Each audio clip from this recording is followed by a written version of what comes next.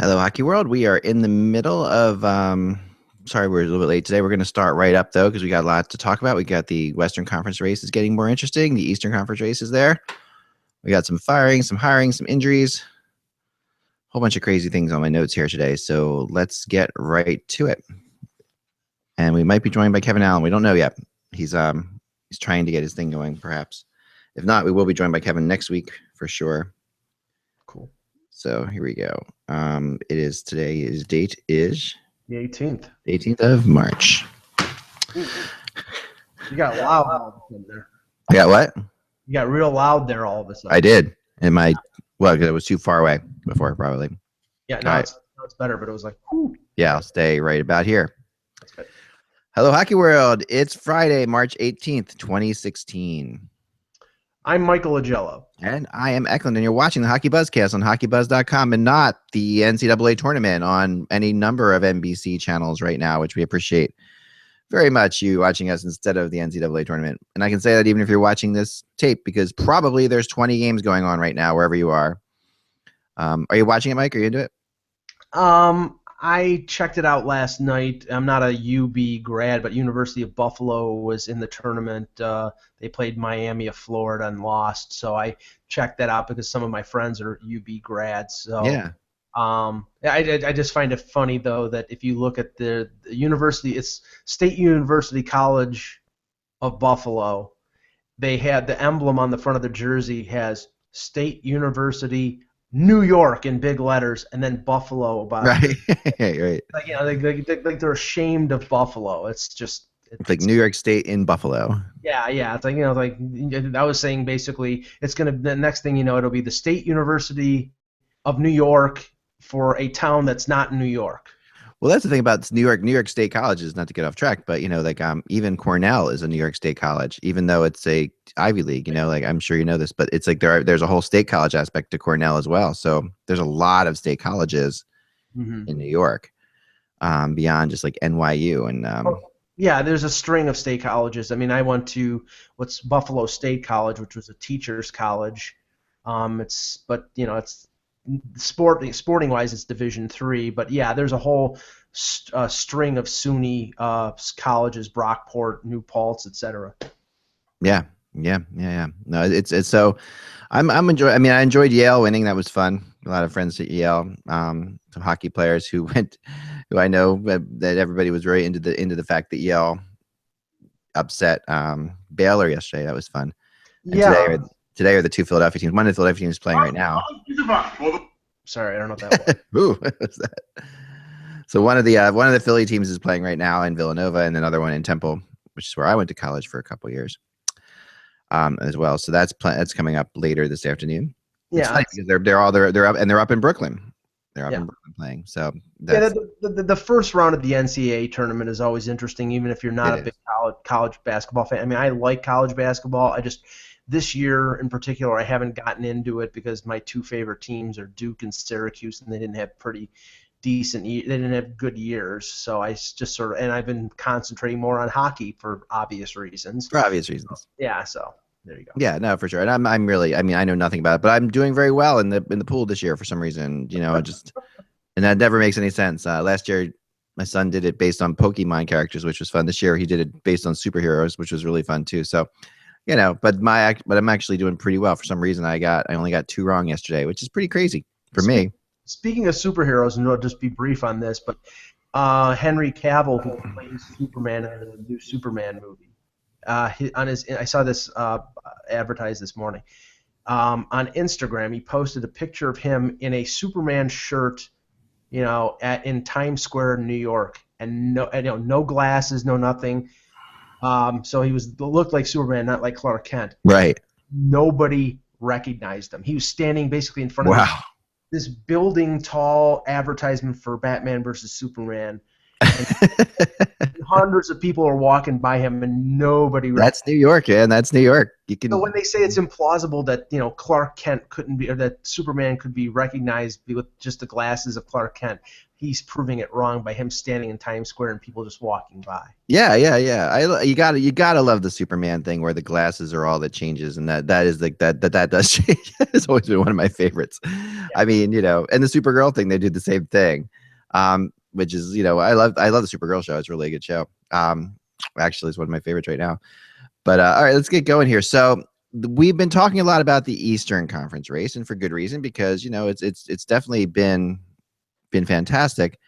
But I had some interesting notes that I took on the Western Conference race, which is actually starting to get interesting too. The Predators are 3 points behind Chicago. They're only really 3 points behind Chicago right now, which is kind of strange. Like, you think about that as, the Preds of not making it. But Chicago lost 4 games in a row. You lose 4 games in a row in this time of year, you're going to see movement. You have to really lose 4 games in a row. But pretty much if you lose 2 in a row, you're fine. You win 2 in a row, you're fine. If you have to win 4 or lose 4 to really see some kind of movement going up and down.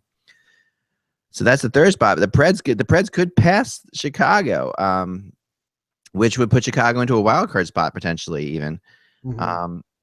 And you could have St. Louis, Dallas, Anaheim, and LA. And then they could all. Then what happens then is who wants to play Chicago in the first round? So suddenly it becomes, if the Chicago's a wild card team, this race for the top in the Pacific Division changes drastically. It sets up an LA Chicago opening round, which would be insane. So the craziness of this whole thing is that you're really looking at a situation where, and it is all about the matchups. I'm 100% convinced that the NHL playoffs are about the matchups. I mean, the best teams do come out of it, but in the early rounds especially, that you can see good teams get knocked off by bad matchups. Yeah, but the news that came out today is going to affect that. I mean, that the Seguin injury, if anybody hasn't heard, Tyler Seguin apparently was injured in the game last night against Tampa. It was a nick to his Achilles, partial tear. I think they said 15%. He'll be out 3 to 4 weeks. They say he'll be back for the playoffs. But if you look at Dallas, and Dallas won last night, they beat Tampa 4-3. They're at 93 points with 10 games left. They're not going to, if they go 500 without Seguin, I mean, they're a good team. They're a really good team. Right. But without Seguin, they're a little above average good team. If they go 5-5 and Chicago or St. Louis turn it on, then either Chicago's in first place in that division, St. Louis has not looked good lately. So I give Chicago an outside chance at winning the division with the Seguin injury coming into focus. Yeah, I'd give the Predators an outside check because the Predators are playing very well right now too, and then they've come on really strong lately. Last night they got a big winner against the Islanders, who's been a very good team lately. They're 7-1-2 in their last 10. Chicago's 3-6-1 in their last 10. So you see the difference there between that. There's huge differences there. That's the Predators picking up 16 points in their last 10, and the Hawks picking up 7 points in their last 10. So that's that's a 9-point swing there. That's why we are where we are right now, and that's why we're 3 points apart. Yeah. Watch the Hawks play the other night against the Flyers. And before that, the night before I saw them, or 2 nights before that, I saw them play against the Kings. The Kings game, they really looked like, we talked about, completely disinterested. We talked about they had no reason to play at all. Right. And against the Flyers, though, there was definitely more of an impetus to play. You could tell that they were a team that had been embarrassed. They'd lost 3 times in a row, and then they hadn't lost 4 times in a row in a long time. They still lose to the Flyers, which it wasn't. I mean, the people say that Neuwirth played well in that game. He wasn't unbelievable. It wasn't one of these games where he stole it. It really was just, a lot of that is Chicago's defense is really suspect at times. They give up the puck way too much. Their forwards are not great back checkers. I mean, as good as these guys are, their back checking is horrible, I think. Well, this is where this is the time of year where coaches have the free will to experiment. Apparently, and I didn't see the entire game, but apparently. And they've been playing Taves and Kane on separate lines all year. And from what the indications were, they were playing Taves and Kane and Caves together with Thomas Fleischmann for some of that game, which is unusual because that's all your firepower on one line. I mean, maybe Quenneville is just toying with some ideas before the playoffs. Yeah. But I mean, I don't perceive them putting those 2 guys together on the same line when they get into the postseason. But I think he's just playing with his lineup, seeing what works in advance of the postseason, and then he'll go back to what he knows will work. But, yes, I give Nashville an outside chance to catch up, but I think it's going to stay those 3. I tell you one right now, the most fortunate team in the Western Conference right now is the San Jose Sharks because they're locked into a playoff spot. I'm surprised that they haven't. It's not guaranteed mathematically, but they have a 15-point lead on Arizona, and so they're a lock.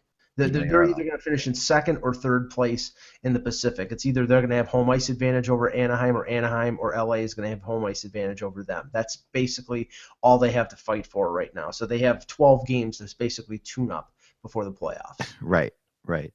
And that, they are in a nice spot. They play well. They play well against the other teams in their division too. So it's gonna. I think the Sharks. Whether it's Sharks Kings, whether it's Sharks Ducks, the Sharks could still win that division too. It's not out of the question.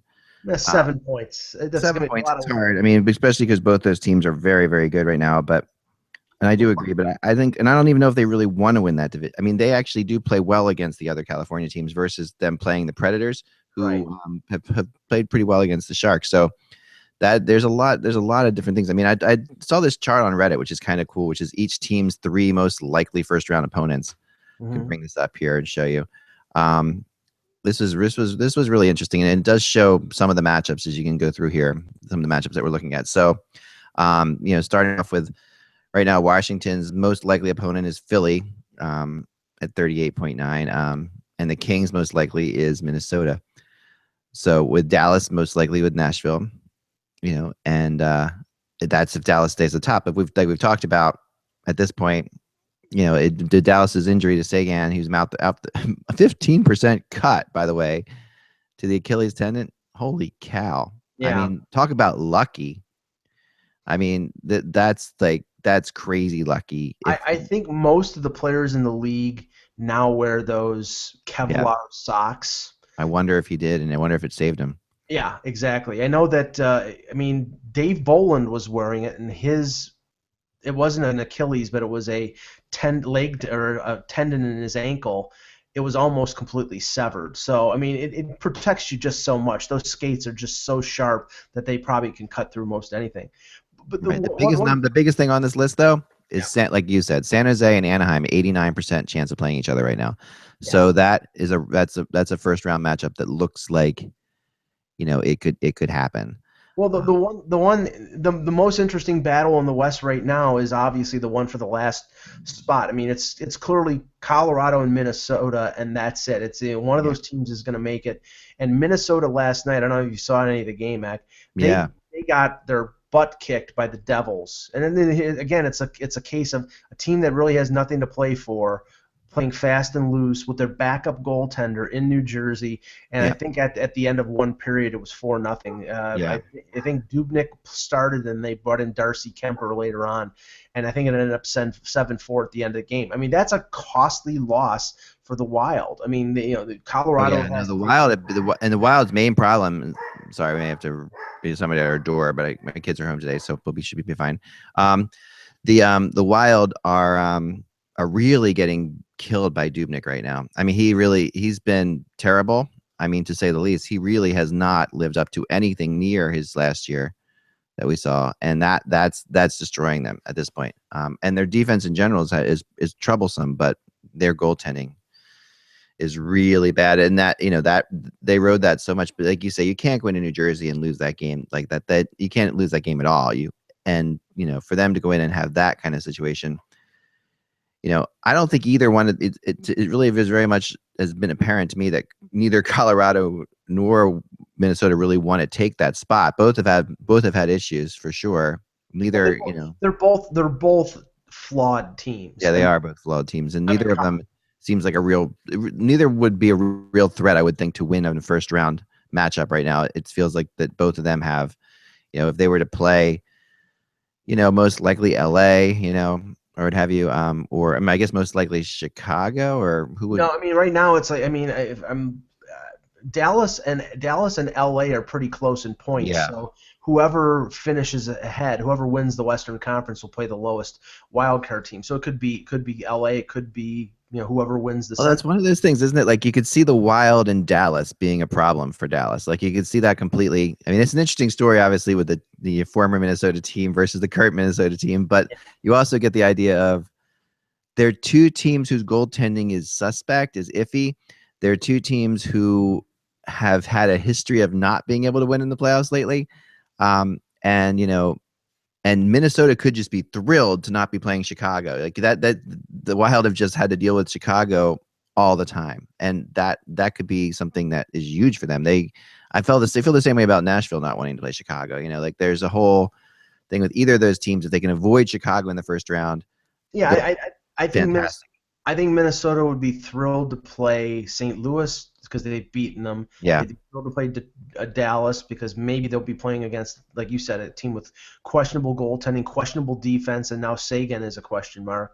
yep. Or even LA because they don't, they if they avoid Chicago. It's just avoiding Chicago, really, is what it comes down to. They really is. It really is for them. That they have been eliminated 3 straight years. Understand, by Chicago, right? So this is that right? I think 3 straight years Yeah, going into this year I'm by pretty. Chicago. So this is their 4th year. If just avoiding Chicago at all costs for them is a great thing. No, they lost to Colorado. Didn't they lose to Colorado the one year? Wasn't Trying it? to remember. That was the No, that no, was, they that was the Ilya Bryzgalov year, wasn't it? Or did they beat Colorado? They beat Colorado. they That's beat right. Colorado with Ilya And they Bryzgalov. lost to Chicago. That's right. Okay. Then they lost Chicago 3 years ago. They was the year that the goalie got hurt right in the big right. Their goalie got hurt. Backstrom got hurt right as the series started. Remember, and they went to it wasn't Bryzgalov. They went to Kemper. They went to Kemper, who played pretty damn well, and they won the first game, but then they lost the next 4, I believe. And then last year against Chicago was tough. They played Chicago tough and lost again. Yeah. That was 2 years ago. Then last year against Chicago, They got swept last they year. got swept. Yeah. And Dubnyk wasn't very good. So and that's the issue here, right? The issue with the 3 teams we're talking about, like Dallas, St. Louis, and Minnesota, are 3 teams who are playing multiple goalies and trying to figure out what the heck to do. Like these, basically Jake Allen has looked really bad. I mean, he's been all over the map right now. And Hitchcock hates goaltending controversies. This is one of these things, of all the things of Hitchcock. He's done so much to try to avoid that. Well, and St. Louis has looked really bad in the last few games, especially they back-to-back in Alberta against 2 teams that are going to finish in the bottom 5. They got pummeled for a while by Calgary, and then Calgary held on for the victory. And defensively, I thought they were pretty loose against Edmonton. I mean, Edmonton scored 6 goals. You see that first goal that was given up by the St. Louis Blues in that game too? My gosh, it was really bad. I mean, just a real bad short side goal by Nugent Hopkins. It might have been the first one, but it was a really bad goal. Yeah, and I mean, I understand again that teams that don't have a lot to play for, they're going to be a little loose and motivated to earn a job for next year. Where these teams that are going to the playoffs, they're trying to avoid getting hurt, and they're trying to just make sure they don't make any mistakes. And playing tight like that sometimes will force you into mistakes. But it's just they didn't look confident at all. Alex Pietrangelo and Bo Meester, just not the usual effective play that they show. It was very puzzling. So yeah, I mean that could be the team that they're only a point ahead of the Blackhawks. I mean, the way they're playing right now, that could be the team that Nashville catches. Yeah, that's right. Now looking at Colorado's schedule, it's pretty daunting. It's not a good schedule for them the rest of the way. They play Calgary tonight. They play Calgary and Edmonton. So the next 2 games are the 2 games they have to win. They play Calgary tonight. They play Edmonton on Sunday. Then they're off until Thursday, which is weird this time of year to have 3 days off. And there aren't many teams with that right now. Until they play Philly on Thursday at home. The Flyers have that Arizona, Colorado back-to-back next week on the road. Then they play Minnesota next Saturday afternoon, which will be a huge game. Obviously, that is at home, which is fortunate for them. Then they go into Nashville and St. Louis on back-to-back nights, which is not going to be easy because both those teams are going to be battling hard. Then they have Washington at home next, or 2 Fridays from now, that could be actually an easier game for them because they have, Washington at that point have absolutely nothing to play for. So you would think that Washington could be an easier one, but then they end with 4 games in 7 nights. And they are St. Louis at home, Nashville and Dallas on the road, and Anaheim at home. So that's Colorado's schedule. There is nothing after this weekend. I mean, if they don't this weekend, they really have to make hay. They really do, because after this weekend, it's going to get really hard for them to do anything. The Wild schedule is a little bit easier because they have, quite a bit easier actually. So they have Carolina on Saturday. Then they at home. Then they go into Chicago, which of course is always tough. Then they have LA at home, Calgary at home, then the Colorado game we talked about, then Chicago at home, Ottawa at home, in Detroit, at Winnipeg, at home versus San Jose, and at home versus Calgary. So I mean, I like Minnesota's schedule a lot more Yeah. than Colorado. They've got Ottawa twice. They've got Calgary twice. These are, and now, but we just saw what they did. I mean, against New Jersey, losing 7-4 to New Jersey right now is that's a debilitating loss. Yeah, it I is. mean, It's inexcusable. I mean, like I said, I understand the reasons why, but you just can't allow it. You giving need up to show. 7 goals to a New Jersey team that traded away Stepniak, like this is like crazy. This is craziness. I mean, they cannot do that. And the Wild, I've heard there's lots of crazy rumblings there. There's rumblings that Suter's been a pro. I mean, you never hear anything bad about Ryan Suter ever, but I mean, well, actually, people in Nashville will disagree with me on that, but you really don't hear much bad about Ryan Suter. But I've heard people saying that he's a problem in Minnesota, which is bizarre. For the Wild, I don't know what exactly is happening there. Well, it But doesn't really show on the ice because he's having another good year. no, I he's mean, having a great year, but these Russ. are people I really trust who are giving me, just No, I'm not disputing it. All I'm yeah, no, saying. I'm just saying it. It is. It's just it's out. I mean, this part of this is just the Wild team that has been very good. Had really high expectations this year after the run they did last year. Has played well for a couple years now, and just had to deal with Chicago. Like I said, if they can make the playoffs, which I really think when I look at the schedule, I still give them the advantage definitely over Colorado, because Colorado doesn't have any less problems than Minnesota has, just different ones. Well, I mean, Russ said it yesterday, and I sort of agree with it. The one advantage that Colorado has over Minnesota is younger legs. They have a much Yeah. younger team. Yeah, they are. Minnesota's not young at all. And honestly, it's like you look at that Minnesota roster, and I mean, Sewer's still playing well, and he's still playing around 30 minutes a night. Oh, yeah. So he's still a dependable player, but their forwards are starting to get up there. Parise, I think, only has like around 40, 41 points or something like that. Bannock has not had a good year. Pominville, Koivu. I mean, they have their core, their forwards and their defense, especially Suter, are older. They're actually, the rest of their defense is pretty young, and one of the things that Russ and I were talking about is the fact that they're probably going to end up trading a guy like Jonas Brodin in the offseason, because they have Spurgeon coming up. His contract, his big money on his new deal kicks in next year, and they have to re-sign Matt Dumba. So they're going to have to peel off some salary, and probably it's going to be a guy like Brodin or Scandella that they move. Yeah, I agree. A little to Europe for a second. Austin Matthews' season is over there. He finished second in the MVP voting, which is pretty impressive for a kid his age. It looks like he is going to play in the World Championships, which we had talked about before. Is there any benefit of him playing in the World Championships? Does look like he is going to go play in the World Championships. He in the playoffs, I guess they lost in the playoffs, but he was the best player on the ice. And I heard, in the article here, I was looking at the article in NHL.com. He was one of the best players in the ice in the playoffs for them. So, I can't wait to see him in the NHL. I think we're all really excited about this kid.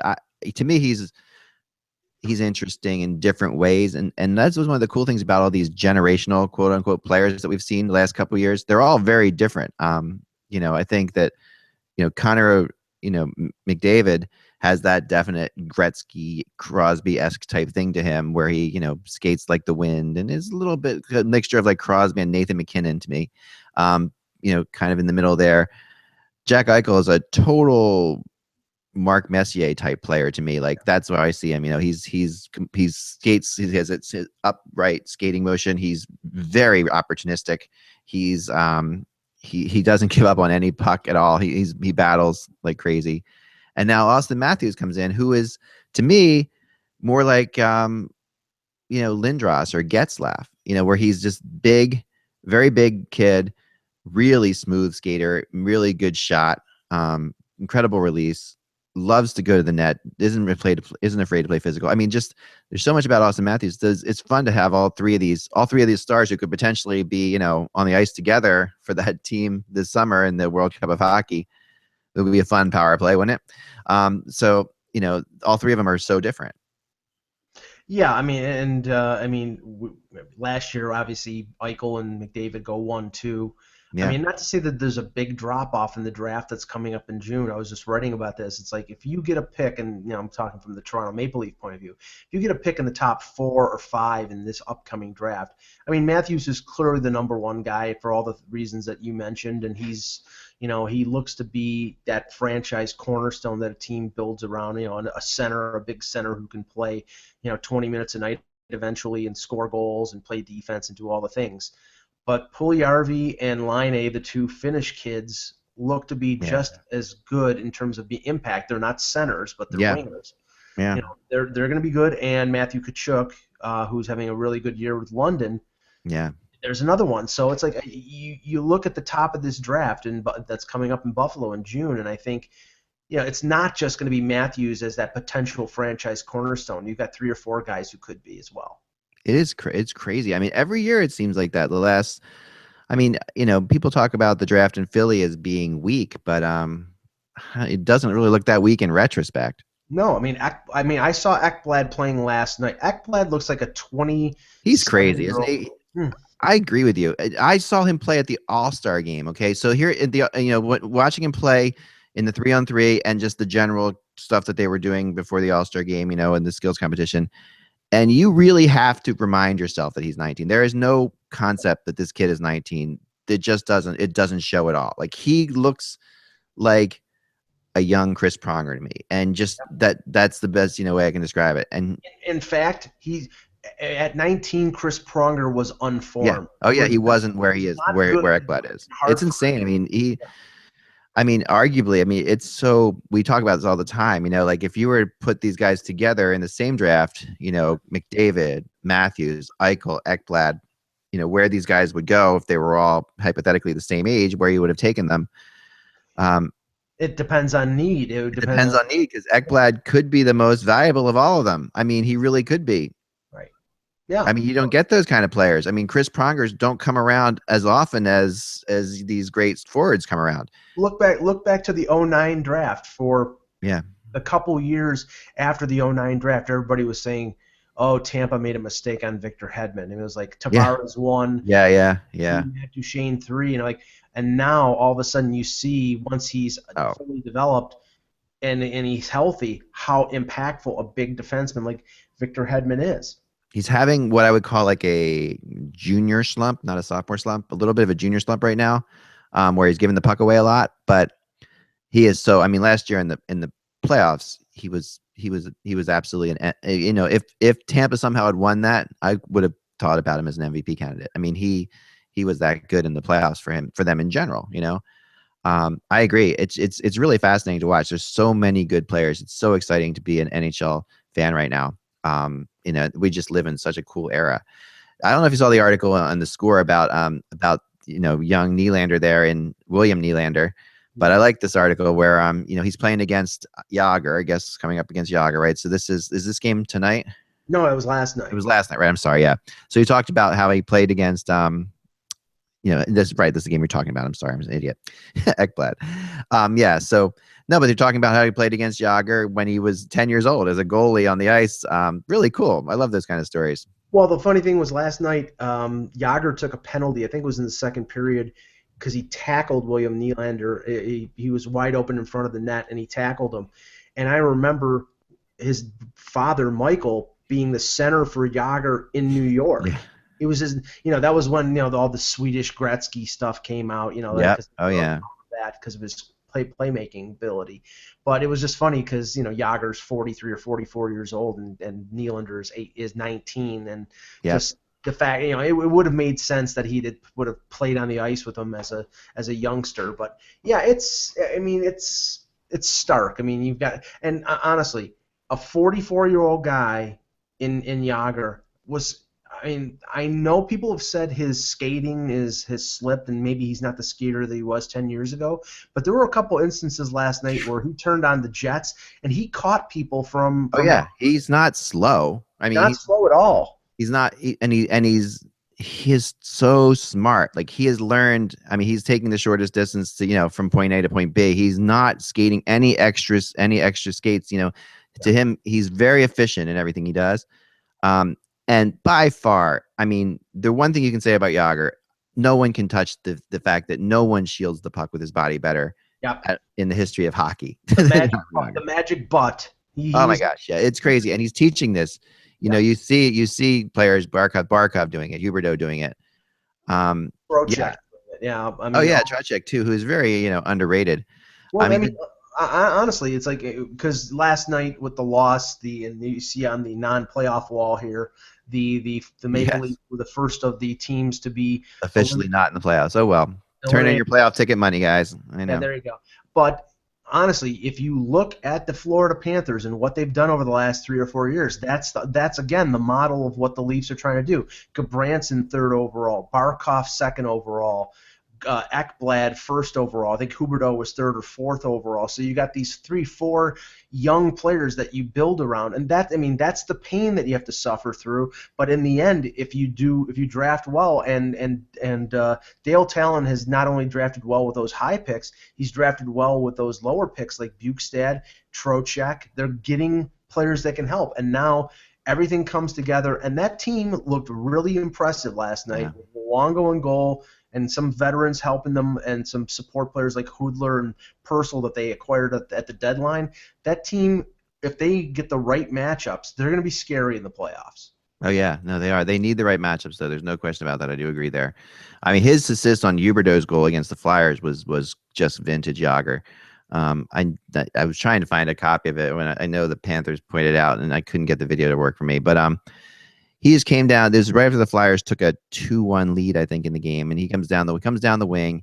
Literally, they're still announcing the Flyers' goal, and he's coming down the wing, and he just backs in on the Flyers on. It was not it's not a small player there. I forget what one of the bigger Flyers defensemen.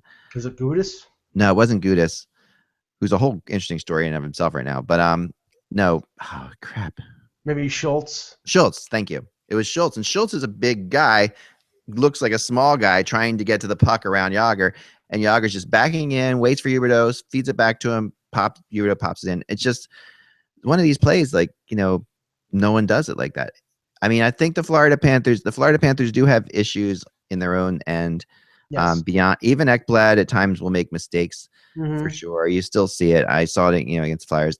They And are, and Willie Mitchell's hurt right now. yeah. I question their stayability in a playoff series, against some of these teams. I think that they, if they climb into the second place, if they were to win that division, I do think that the first wild card spot is not a bad spot to be for like the Flyers or for the Penguins necessarily to match up against them. I think that either one of those teams could match up pretty nicely with them. Well, I heard somebody from the Florida broadcast team said they're really motivated to win first place in the Yeah. division. And for a team like Toronto, who plays them 2 more times, and obviously Toronto's goal is to finish last, playing a motivated Florida team who wants to win games is a good thing. But it's also good for Florida that playing a team that is playing out the string. So they have Yeah. an advantage over Boston and Tampa, who I think play Toronto 1 more time. So. Yeah. No, they do. And they definitely want to win. Although I don't know if I would want to win it if I would. I mean, I think that they play very well against Boston and Tampa. And I think that it could be a little bit dangerous who they face there. I think it's a status symbol more than anything. No, it is for Florida. And actually the other thing is it's extra home ice. I mean, if they can get through the first round, then they get home ice in the second round too, which is usually important for them to make money down there and just for the team's growth. No question about it. I mean, Um, imagine a Florida Pittsburgh matchup. I mean, that would be you're talking about Yager against Pittsburgh. yeah, that would be fun. Yeah. That would be fun. I mean, we all remember the Yager versus Pittsburgh matchup. How much fun that was. Yager took the Penguins apart in that series. So yeah, I think that would be something. I would like to see it. I don't know. I mean, I think a lot's going to be determined by the way. So finishing up on the playoff races in the Eastern Conference tomorrow, the 1 o'clock game, Philly and Pittsburgh in Philly. This is a big one as far as how this plays out because if Pittsburgh wins this game, like you've said before, Mike, then the Flyers still have 2 more games with the Penguins. But if you really have to kind of sweep the Penguins or at least get 5 points out of this, Well, last night wasn't good news for the Flyers because both Detroit and Pittsburgh won. yep, Pittsburgh beat Carolina. It wasn't handily, but they came back. Yeah. Carolina started off well, and Pittsburgh won 4-2, and Detroit dominated Columbus. It's funny. Bobrovsky has come back after being out for a couple months, and he did not look good in either one of his starts. He has I don't never understand been. why. Yeah, no, he has never been good coming off of injuries. I mean, I don't understand why they would rush him back. I mean, there's yeah, 3 weeks left to go in the season, and he's had 2 groin problems. And they were doing well under Corpusalo, their backup. So yeah. I don't understand why they did that. But He's okay. always struggled. I mean, he's one of his problems in Philly was this exact issue of getting back after he was hurt a lot. And when he came back, he didn't step right in and play very well. You know, and goalies are definitely a different character than players when they come back from injuries. And He's looking tentative. That's what it is. yeah, and he can't because his game is all about speed. I mean, he's incredibly quick side to side.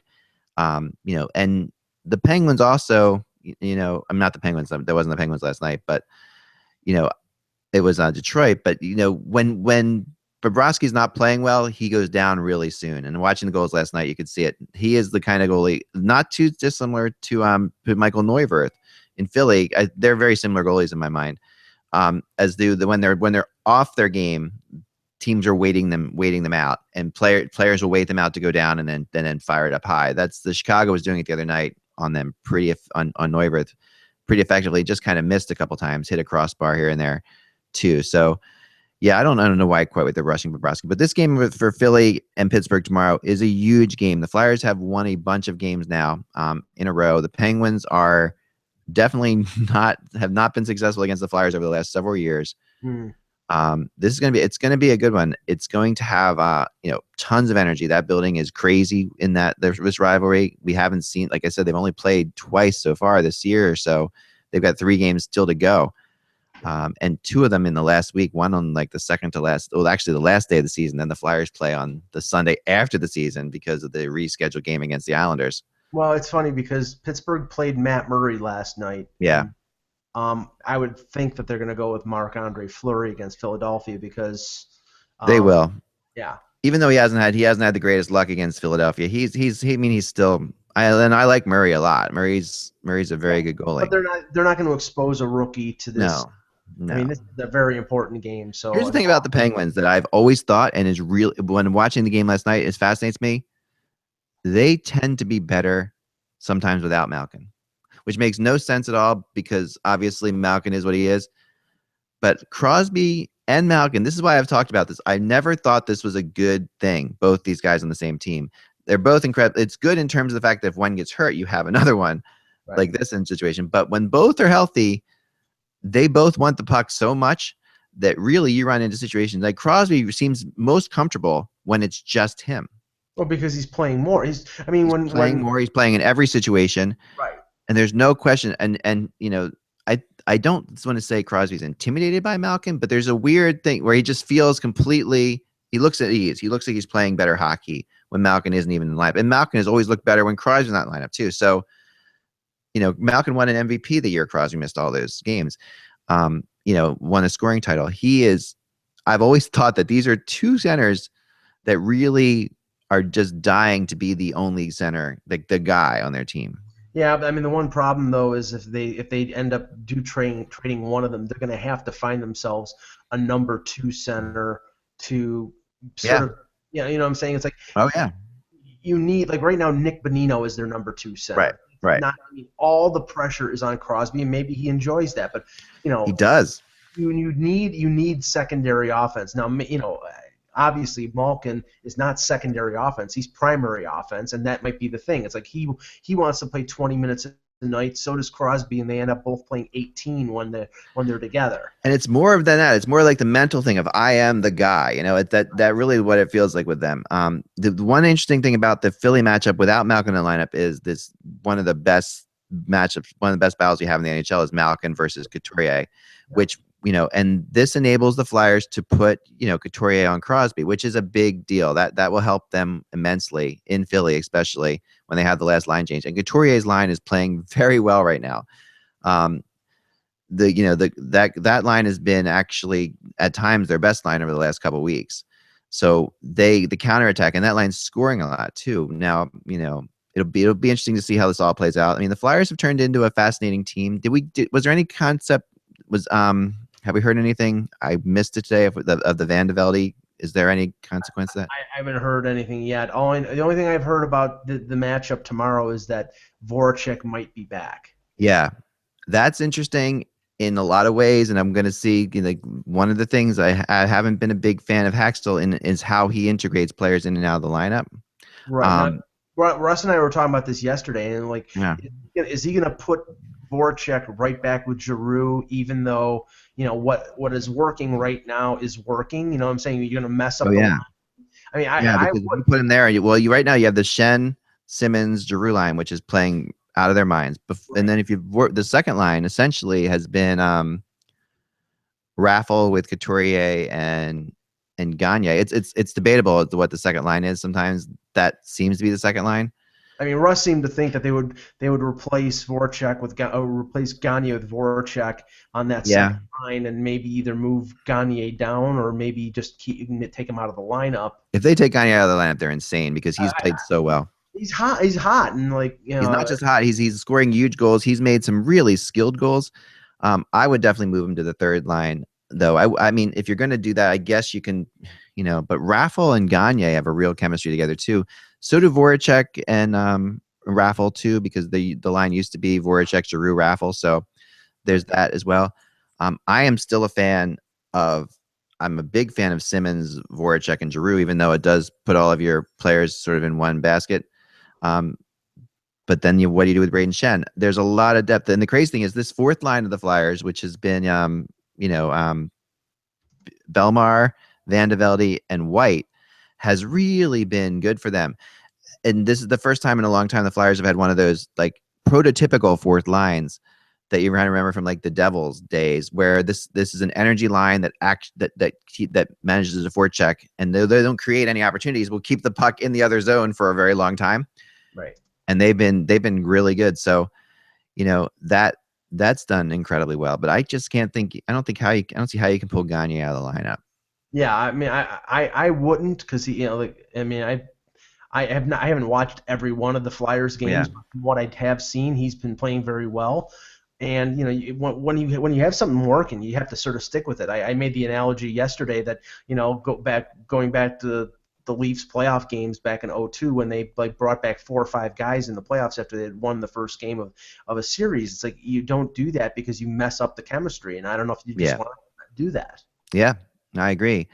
I mean, by putting Voracek on that line, I mean, the one good thing is Gagne has been playing mainly center on that line, right? So if you're going to want Couturier, you're going to want to put Couturier at center against Crosby. So you're going to want to have Couturier move over, perhaps Voracek. By playing Voracek against the Crosby line, you are going to create opportunities for Voracek for sure. Right. And Raffle's a very underrated player. He's such a solid, really great third line player that he's exactly what you want to have a third liner. And he can step up and play big minutes. He's defensively sound. He really scores some very skilled goals that surprise you. So yeah, they've got a lot going there.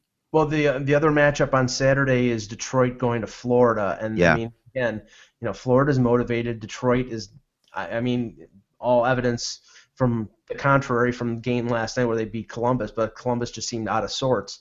I mean, that'll be a tough game for Detroit, and if they're still struggling, and Jimmy Howard played okay yesterday, so if they go back to Mrazek, they probably will because he had a cold, but if they go back to Mrazek, I mean, it's been all on Mrazek to keep them in games. Oh yeah, no, it definitely has, and Mrazek has been very good. Detroit, you knew they would win last night. I mean, they had to win last night. That was a majorly important game for them. But yeah, this game against Florida, that's a tough one for them. That's gonna be a tough one for them, I think. And and this weekend, so the Rangers, get the So the Rangers and Bruins, who are both out west still, that's another thing. I have to. You were doubting the fact that the Rangers were going to step up on that difficult California road swing. Back-to-back games, Wednesday, Thursday, they win in Anaheim, and they were leading 3-1 in LA, and held on for the loser point with an OT loss. I mean that. No, the Rangers, that was huge games for them.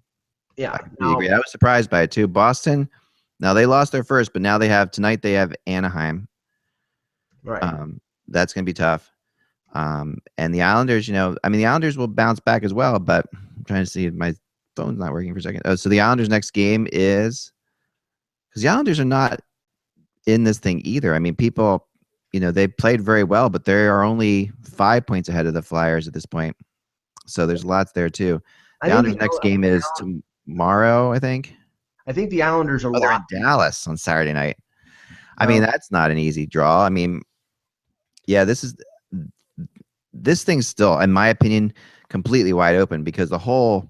I mean, and you know what I saw? I don't know if you saw the other day. I saw John Cooper talking for Tampa, and that someone asked him, are you scared about this as you move into towards the playoffs? And Cooper's like, we're not in the playoffs, and he's right. I mean, Tampa, they played well. Stamkos came out yesterday and said they looked like they were a team that was afraid to not make the playoffs. In his opinion, they looked like they were a team that was playing well, I- afraid not to lose. now they've lost at least a few games in a row. I Oh mean, yeah, they're not playing. I mean, they didn't play well in Toronto, and Cooper basically said that we expected to walk into this arena and win, yep, you can't do that even against some of the worst teams in the league.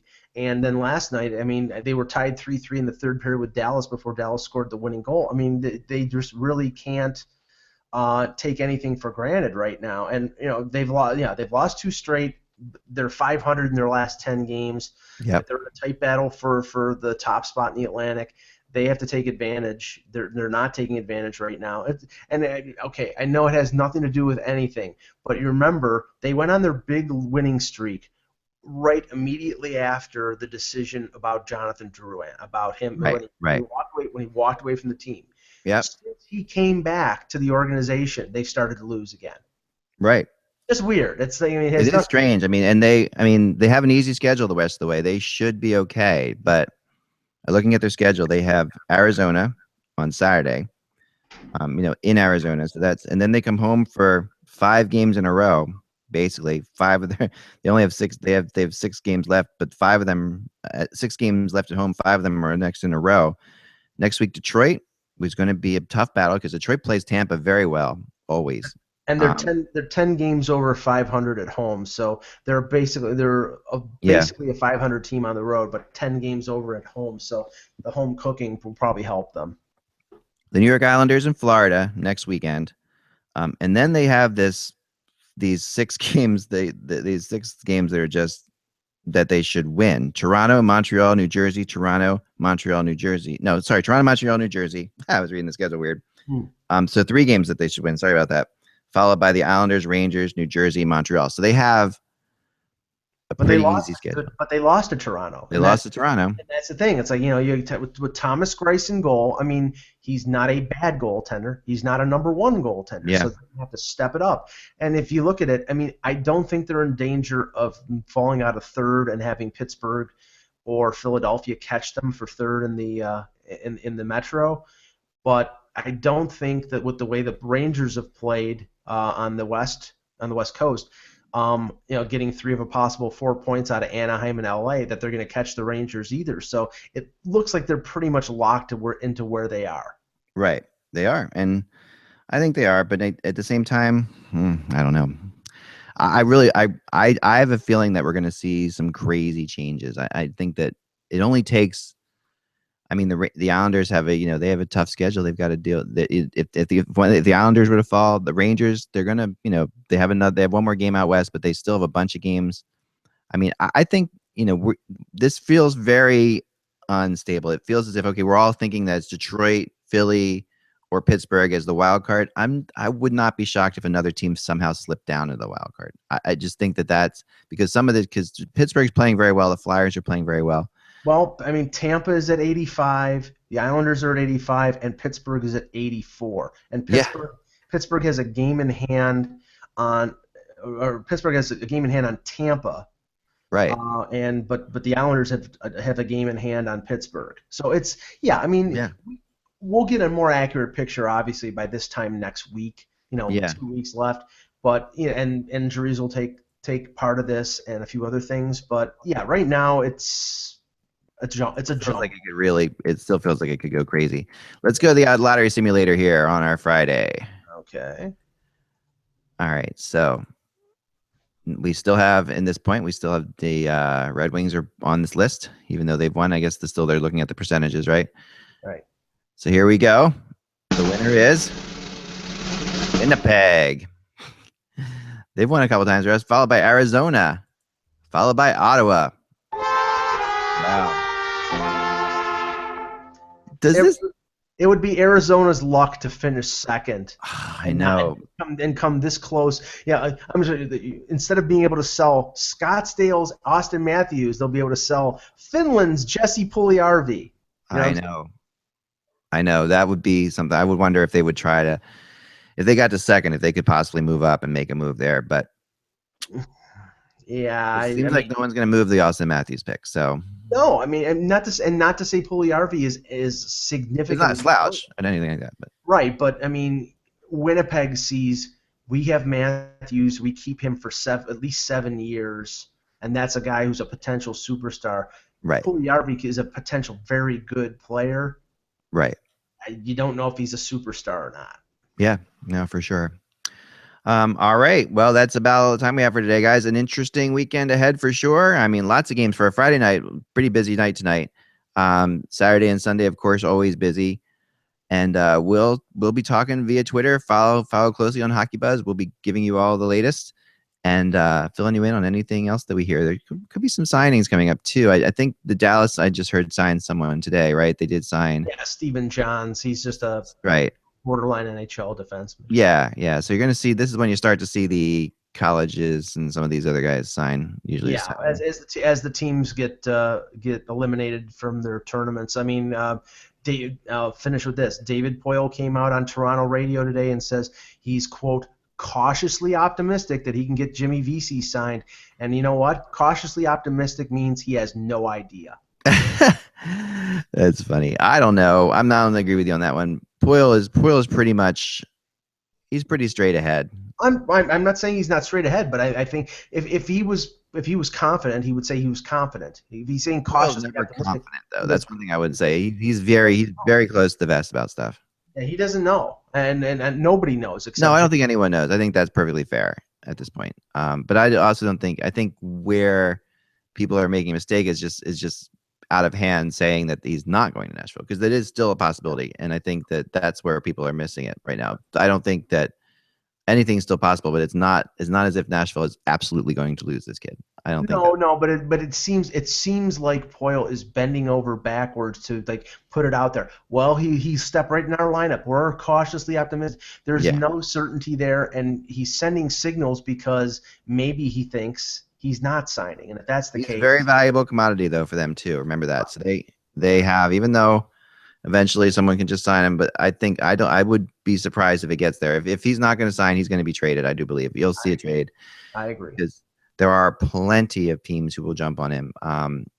And I know I've talked to almost every scout I talk to, just raves about the kid and says that he's the next guy that you need to really get a hold of. So, but just remember, his father, I know, brother, are in the Toronto Maple Leaf organization. No, and it makes sometimes things that make sense just make sense, and this sometimes is the truth, and sometimes that doesn't mean anything. But in this case, it seems to mean something, and I do agree that there's a strong possibility there. But and then of course, I mean, Lou Lamoriello, his love of college hockey players is pretty great as well. So we're talking about, I know, some serious players. I know also that Columbus has already tried to offer up a big trade to get him. So there's other players, there's other teams that'll be involved as well, depending on where they can get him to go to, depending on where they think he'll play. Does he want to play in Toronto? We don't know. We don't know these questions because he's been politically correct so far. So that's all we really know. All right, guys. Remember, without the buzz, it is just hockey. We will talk to you on Monday.